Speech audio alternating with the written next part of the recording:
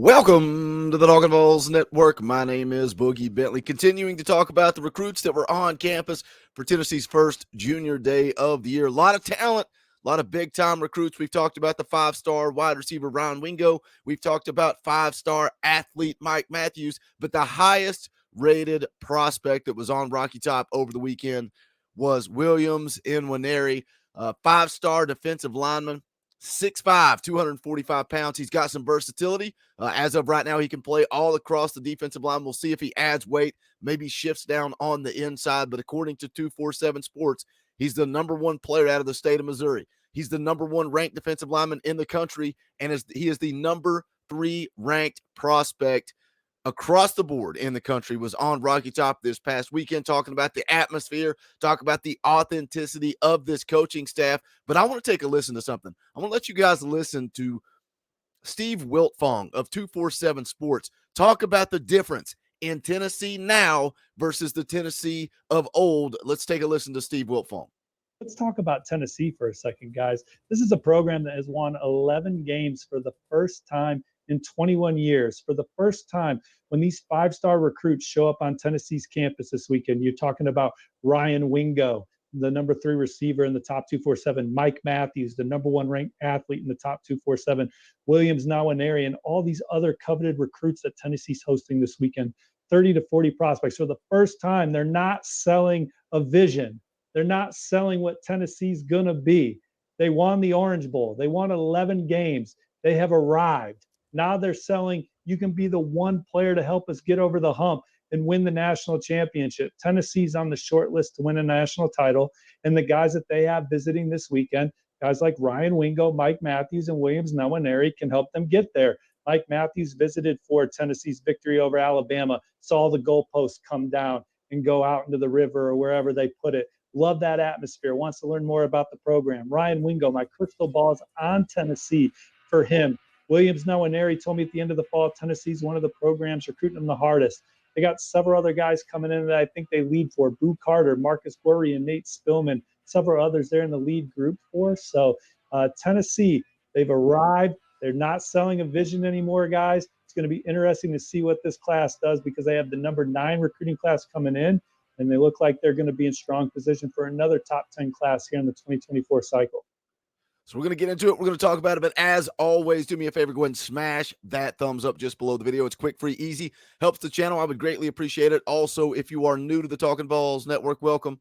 We're not experts. We're not insiders. This channel is for the fans, by the fans. If you like what we do, make sure you subscribe. Click that bell for notifications. You won't miss out when we go live or when we drop a video. I'm going to talk a little bit about Williams Nwaneri, just how big of a prospect he is. But I want to kind of break down what Steve Wiltfong had to say there, because Tennessee is not selling the possibilities. Tennessee is not selling the what could be. You know, come to Tennessee, you can be that class that changes everything, that gets us going back in the right direction. Tennessee is already headed back in the right direction. Don't listen to him say Tennessee has arrived. Tennessee is back.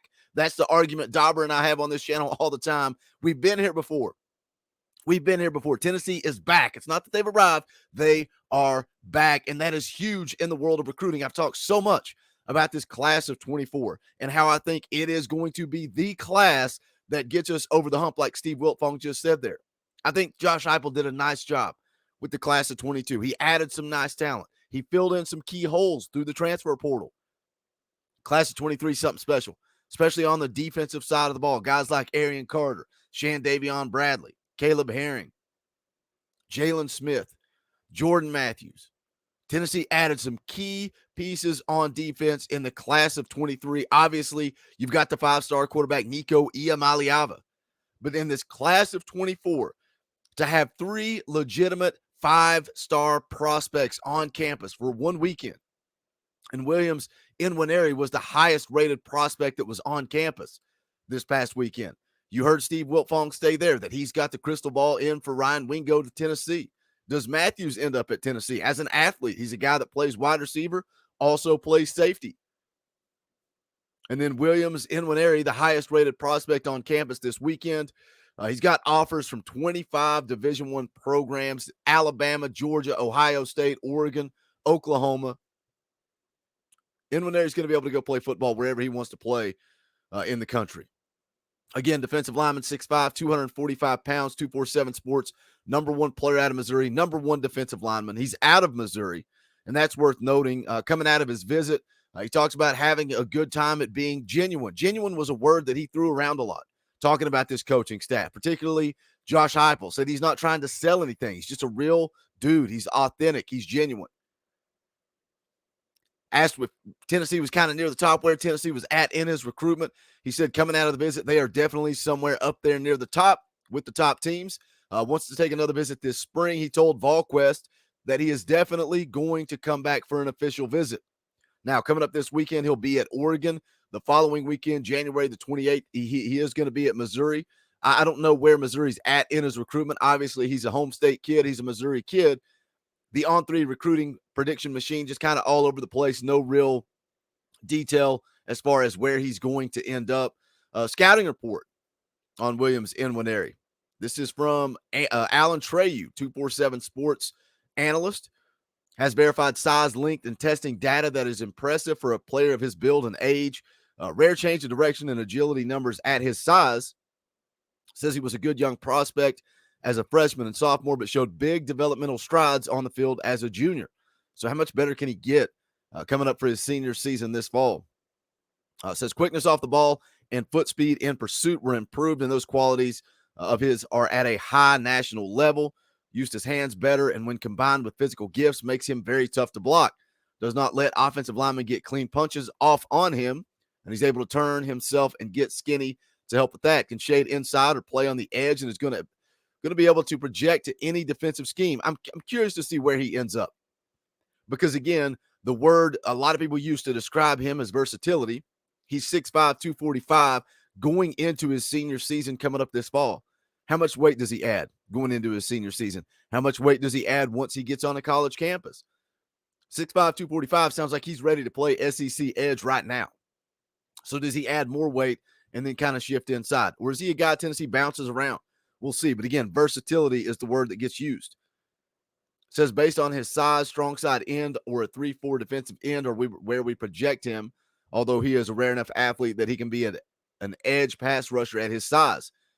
Now, development we saw between sophomore and junior year continues. He's an elite national prospect who will be an impact college player and an early round draft pick. So again, that's the scouting report on Williams Nwaneri, the highest rated prospect that was on campus this weekend for junior day. Tennessee sitting in a good spot.